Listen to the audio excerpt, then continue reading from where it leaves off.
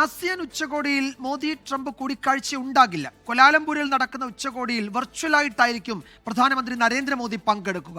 India US വ്യാപാര ബന്ധം മെച്ചപ്പെടാത്ത സാഹചര്യത്തിൽ ആസിയാൻ വേദി മോദിക്കും ട്രംപിനും കൂടിക്കാഴ്ചയ്ക്കുള്ള അവസരം ഒരുക്കുമെന്ന് പ്രതീക്ഷിച്ചിരുന്നു.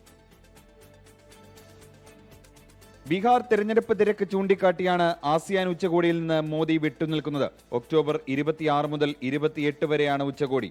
വിദേശകാര്യമന്ത്രി S ജയശങ്കറാകും ഇന്ത്യൻ പ്രതിനിധി സംഘത്തെ നയിക്കുക. മോദി ഓൺലൈനായി പങ്കെടുക്കുമെന്ന് മലേഷ്യൻ പ്രധാനമന്ത്രി അറിയിച്ചു. മോദിയെ കാണാൻ ആഗ്രഹിക്കുന്നുവെന്ന് കഴിഞ്ഞ മാസം ട്രൂത്ത് സോഷ്യൽ മീഡിയ പോസ്റ്റിൽ ട്രംപ് പറഞ്ഞിരുന്നു.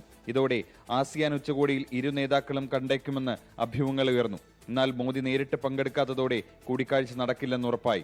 വ്യാപാര കരാറിനായുള്ള ചർച്ചകൾ തുടരുന്നതിനിടെ ദീപാവലി ദിനത്തിൽ ട്രംപ് മോദിയുമായി ഫോണിൽ സംസാരിച്ചിരുന്നു. പ്രമുഖ ഇന്ത്യൻ അമേരിക്കൻ വംശജരുടെയും ഇന്ത്യൻ എംബസി ഉദ്യോഗസ്ഥരുടെയും സാന്നിധ്യത്തിൽ വൈറ്റ് ഹൌസിൽ ആഘോഷവും സംഘടിപ്പിച്ചു. നേരത്തെ ഗാസയിലെ വെടിനിർത്തലിനായുള്ള സമാധാന ഉച്ചകോടിയിൽ ട്രംപ് മോദിയെ ക്ഷണിച്ചിരുന്നു. എന്നാൽ ഇന്ത്യയെ പ്രതിനിധീകരിച്ച് വിദേശകാര്യ സഹമന്ത്രി കീർത്തി വർദ്ധൻ സിംഗ് ആണ് പരിപാടിയിൽ പങ്കെടുത്തത്.